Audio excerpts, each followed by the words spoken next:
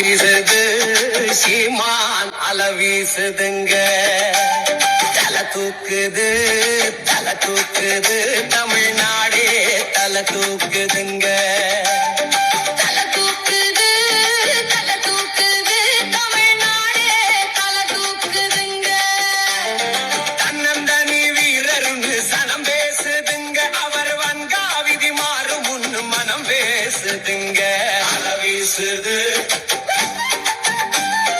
அலவீசுது சீமான் அலவீசுதுங்க.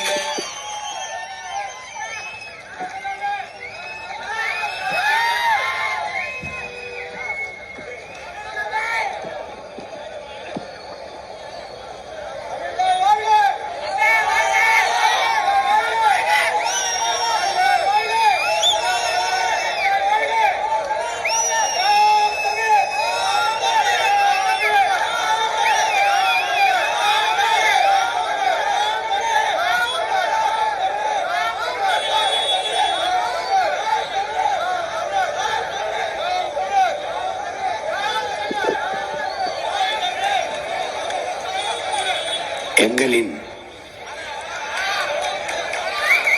உயிரோடும் உணர்வோடும் கலந்து வாழுகின்ற அன்பு உறவுகள் அனைவருக்கும் வணக்கம்.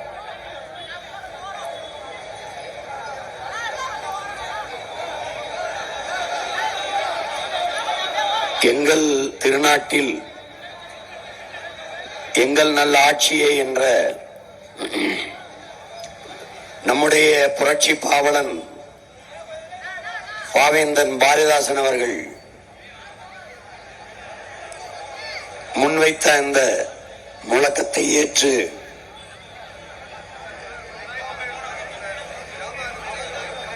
பசி பஞ்சமற்ற, ஊழல் லஞ்சமற்ற, கொலை கொள்ளை சாதிய இழிவு தீண்டாமை கொடுமைகள் அடக்குமுறை ஒடுக்குமுறை பெண்ணிய அடிமைத்தனம் பாலியல் வன்கொடுமை மது மத போதை வளக்கொள்ளை இது ஏதுமில்லாத ஒரு புதிய ஒரு தேசம் செய்வோம், மக்கள் புரட்சியால் அதை உறுதி செய்வோம் என்ற கோட்பாட்டை கொண்டு உங்கள் பிள்ளைகள் மகத்தான கனவை மனதிலே தாங்கி 15 ஆண்டுகளாக இந்த மண்ணிலே பயணித்து வருகிறோம். ஒரு தூய தேசம், ஒரு கனவு தேசம், உலகின் தலை சிறந்த நாடாக என் தாய் நாட்டை மாற்றி படைக்க வேண்டும் என்கிற ஒரு பெருங்கனவோடு இந்த மண்ணிலே ஒரு மாற்று அரசியல் புரட்சியை முன்னெடுத்து வருகிறோம். ஒவ்வொரு துறையிலும் மாறுதல், உலகத்தின் தலை சிறந்த நிர்வாக கட்டமைப்பு, உலகம் வியக்கத்தக்க ஆட்சி முறை, அதுதான் உங்கள் பிள்ளைகளின் கனவு. கல்வி, கல்விக்கேற்ற வேலை, வேலைக்கேற்ற சம்பளம், அதை கொண்டு வாழ்கிற பெருமை மிக்க வாழ்வு. இலவசம் என்ற சொல்லே இல்லாது ஒழித்து, இலவசம் பெற வேண்டிய ஏழ்மை வறுமை நிலையில் இல்லாது என் மக்களின் வாழ்க்கை தரத்தை உயர்த்தி தன்மானத்தோடு ஒரு தற்சார்பு வாழ்க்கையை வாழ்கிற வாழ்வை கொடுக்க வேண்டும் என்பது உங்கள் பிள்ளைகளின் கனவு. உலக தரத்திற்கு சிறந்த மருத்துவம், கட்டணமில்லாத மருத்துவம், கட்டணமில்லாத தூய குடிநீர், பயணிக்க பாதை, தரமான போக்குவரத்து, எரிக்க தடையற்ற மின்சாரம், குடிக்க தூய நீர், படிக்க சிறந்த கல்வி, பார்க்க சிறந்த மருத்துவம், நிலமும் வளமும் சார்ந்த தொழிற்சாலைகள், படித்தவர் படிக்காதவர் அனைவருக்கும் அரசு வேலை, இனி படிக்காதவரே இல்லை என்ற நிலையை உருவாக்குவது அடுத்த வேலை. ஒரு பெருங்கனவு இதுவரை எங்களது முன்னவர்கள் நீண்ட காலமாக சுமந்து வந்த கனவு. அந்த கனவை எங்கள் தலைவன் சுமந்து நின்றான். அந்த கனவை இப்போது இந்த நிலத்திலே அவன் பிள்ளைகள் சுமந்து நிற்கிறோம். உள்ளுவதெல்லாம் உயர் உள்ளல், மற்றது தள்ளினும் தள்ளாமை நீர்த்து என்கிறார் எங்கள் வள்ளுவ பெருமகனார் தந்தருளிய மறைமொழியிலே. அப்படி உயர்ந்த எண்ணத்தை கொண்டு நம்முடைய தமிழ் அறிவியலின் அடையாளமாக இருக்கிற அப்துல் கலாம் கனவு காணுங்கள் பிள்ளைகளே என்கிறார்.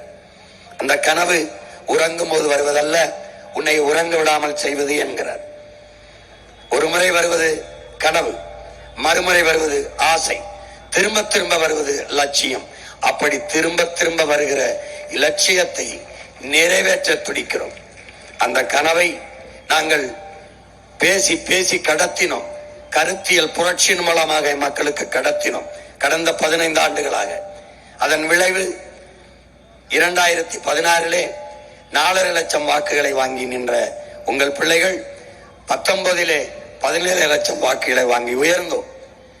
21 30 லட்சம் வாக்குகளை பெற்று திமுக அதிமுகவுக்கு இடையே 3வது பெரிய கட்சியாக வளர்ந்தோம். வளர்த்தவர்கள் நீங்கள், மாண்புமிக்க எனது மக்கள், என்னை பெற்றவர்கள், என் உடன் பிறந்தவர்கள். அடுத்ததாக 24 இந்தியாவை யார் ஆள்வது என்பதிலே போட்டியிலே நாங்கள் இல்லை. ஏனென்றால் நாங்கள் பிரதம வேட்பாளர் இல்லை. ஆனால் அதிலே ஏற்கனவே இருந்த சின்னத்தை பறித்துக் கொண்டு புதிதாக ஒரு சின்னத்தை தந்தார்கள். ஒரே வாரத்தில் முடிந்தளவு கொண்டு போய் சேர்த்தோம். 3வது பெட்டியிலே இருந்தது எங்கள் சின்னம். அதை தேடி 36 லட்சம் வாக்குகளை, வாக்குக்கு 1 ரூபாய் வாங்காமல் தன்மானமிக்க, இனமானமிக்க, நல்ல அரசியலும் நல்ல ஆட்சியும் மலர வேண்டும் என்ற நோக்கம் கொண்ட, எண்ணம் கொண்ட என் இன சொந்தங்கள் 36 லட்சம் வாக்குகளை வாங்கி கொடுத்து தனித்த அங்கீகாரம் பெற்ற, முழு இசைவு பெற்ற மாநில கட்சி என்ற உயர்வை எங்களுக்கு தந்தார்கள். இந்த நிலத்திலே எங்கள் வாக்கு, எங்கள் கட்சியின் வாக்கு, என் மக்களின் வாக்கு என்று சொல்லக்கூடிய ஒரு தகுதியும் உரிமையும் நேர்மையும் நாம் தமிழர் கட்சிக்கு மட்டும்தான் இருக்கிறது. ஏனென்றால் இது ஒற்றை கட்சி வாக்கு. திமுக வாக்கு இது என்று சொல்ல முடியாது, அதிமுக வாக்கு இது என்று சொல்ல முடியாது. ஏனென்றால் அது கூட்டு அவியல் பொறியல் என்ற சாப்பாடு. அது கூட்டணி நோட்டணி, இது கொள்கை அணி, ஒரே அணி, மக்களோடு சேர்ந்து மக்களுக்காக களத்திலே நிற்கிற மாபெரும் மாற்று அரசியல் புரட்சி. அதனால்தான் இது மக்களுக்கான எளிய மக்களின் புரட்சி என்ற முழக்கத்தை முன்வைத்து களத்திலே நிற்கிறோம். என் அன்பு சொந்தங்களே, என் அருமை பெற்றோர்களே, என் உயிரினுமினிய என் தம்பி தங்கைகளே, ஒரு நாட்டில் ஒரு நாடு, ஒரு இனம் வீர மக்களை பெற்றிருந்தால்தான் அந்த இனம் பாதுகாப்பாக வாழும். வீர மக்களை பெறாத இனம் சிதைந்து அழியும், நாட்டை இழக்கும். வீரம்தான் காக்கும். அப்படி வீர படையாக இருக்கிற நம்மளுடைய காவல் படை, காக்கும் தெய்வங்களாக இருக்கக்கூடிய காவல் படை இன்றைக்கு கணக்கில்லாத காவல் மரணங்கள், காவலர்களை பணிச்சுமையால் தற்கொலை, இப்படி எண்ணற்ற நிகழ்வுகளை நீங்கள் பார்க்கிறீர்கள். இன்றைக்கு காவல்துறை அதிகாரிகள் வந்தால் மாமா வர்றார், அவர் வர்றார் என்று ஏளனம் பேசுகிறதையெல்லாம் நீங்கள் பார்க்கிறீர்கள். இந்த நிலையை மாற்றி காவலர்கள் காவல் தெய்வங்கள் என்று என் மக்களால் போற்றப்படுகிற உயரத்திற்கு எங்களின் காவல்துறையை தூக்கி கொண்டு போய் நிறுத்த வேண்டும் என்கிற கனவு, இந்த கனவை தந்தவன் என் உயிர் தலைவன் மேதகுவே பிரபாகரன் அவர்கள். என் அன்பு சொந்தங்களே, உங்கள் மகனின் உங்கள் பிள்ளைகளின் ஆட்சியில், நாம் தமிழர் ஆட்சியில், தமிழ் தேச அரசின் ஆட்சியில் காவல்துறை எப்படி இருக்கிறது என்பதை சுருக்கமாக ஒரு முன்னோட்டமாக காட்டுகிறேன். நேரம் குறைவாக இருப்பதால் ஒரு மேடையில் இவ்வளவுதான் காட்ட முடிகிறது. என் கனவு பெரிது, மிக பெரிது. ஆனால் அது துளியை காட்சி வடிவத்தில் பேசி பேசி கடத்த முடியவில்லை, புரிய வைக்க முடியவில்லை. அச்சு ஆவணத்தில் குடித்தேன். படிக்கிற பழக்கம் என் மக்களுக்கு இல்லை. படம் பார்த்து பழகி போன என் மக்களுக்கு படம் காட்டுவது என்று முடிவெடுத்து படம் காட்டுகிறேன். ஏன்னா நீங்க படம் காட்டுறோன்னு தான் ஓட்டு போடுறீங்க. அதனால உங்க மகனும் ஒரு படம், உருப்படியான படம், தேவையான படம், நாட்டுக்கு படம், பொழுதுபோக்கு படம் இல்ல, நல்ல பொழுதா ஆக்கிற படம். இது என்னன்னு பார்க்காதீங்க, இத வட்டமா, இதான் தமிழ்நாட்டு அரசு முத்திரை. இதுவரை நீங்க பாக்குறத எடுத்துரும். தலைநகரையே மாத்திரம், தமிழ்நாட்டே மாத்திரம் 5 தலைநகரம். அது ஏன் போடுறேன்னு அப்புறம் சொல்றேன். இப்ப நிறைய நேரம் இல்ல, இது பெரிய செய்தி. இது காவல், நம்முடைய ஆட்சியில் காவல்துறை எப்படி கட்டமைக்கப்படுது பாருங்க. எந்த நாட்டிலும் சிறையிலையும் நீதிமன்றங்களையும் காவல் நிலையங்களையும் கூட்டம் குறைகிறதோ அந்த நாடு குற்றமற்ற சமூகம் என்று போற்றப்படும். எந்த நாட்டில் காவல்துறைக்கு, வழக்கறிஞர்களுக்கு, நீதிபதிகளுக்கு அதிகமாக மதிப்பு இருக்கிறதோ அந்த நாடு அதிக குற்றவாளிகளை கொன்ற நாடு, அது குற்ற சமூகம் என்று பொருள். எந்த நாட்டில் நீதிமன்றத்தில் கூட்டம் குறைகிறதோ, காவலர்களுக்கு வேலை இல்லை என்று ஆகிறதோ, வழக்கறிஞர் அந்த நாட்டில் ஒழுக்கம் இருக்கிறது, அறநெறி இருக்கிறது, நன்னறி இருக்கிறது, தர்மம் தலை தோங்குகிறது என்று பொருள். உங்களுக்கு தெரியாது. அப்ப இந்த நம்முடைய கல்வி முறையை பகுத்தவன் அவன் என்ன பண்றான், நான் இந்தியா முழுமைக்கும் பயணித்து சென்றேன், அங்கே ஒரு பிச்சைக்காரனை கூட ஒரு திருடனை கூட பார்க்கல, அவ்வளவு அற சிந்தனை தர்ம சிந்தனை அந்த நாட்டில் இருந்ததுங்கிறான். உங்களுக்கு அந்த மாதிரி மெக்காலேயுடைய கல்வி திட்டத்தை தான் நம்ம படிக்கிறோம். அவன் இந்தியா முழுமைக்கும் குறுக்கு நெடுக்குமா நான் பயணிச்சேன், ஒரு திருடனை கூட ஒரு பிச்சைக்காரனை கூட பார்க்கலைங்கிறான்.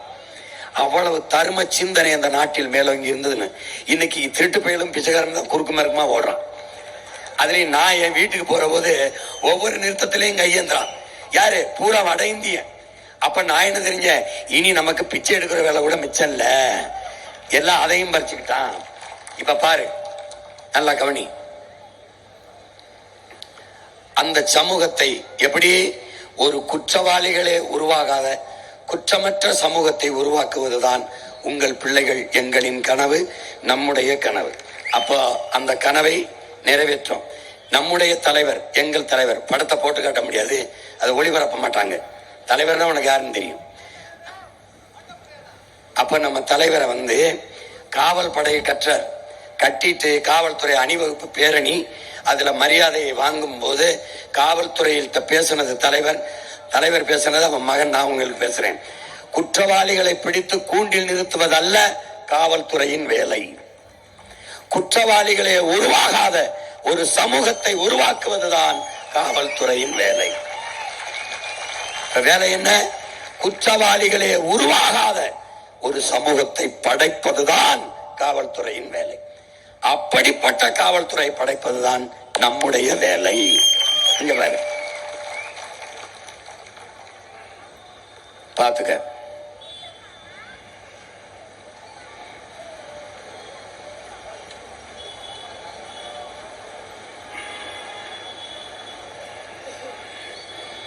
இது ஏன்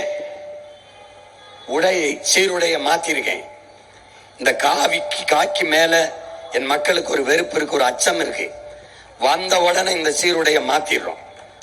மாத்திட்டு பாரு எப்படி இருக்கு பாரு, அப்படி பாரு. காவல் நிலையத்தில் அந்த சிவப்பு அருவருப்பார்களை தூக்கிறோம். காவல் போலீஸ் ஸ்டேஷன் ஒரு பயன்பட தேவையில்லை. அங்க நம்ம காவல் தெய்வங்கள் இருக்குன்னு நினைக்கணும்.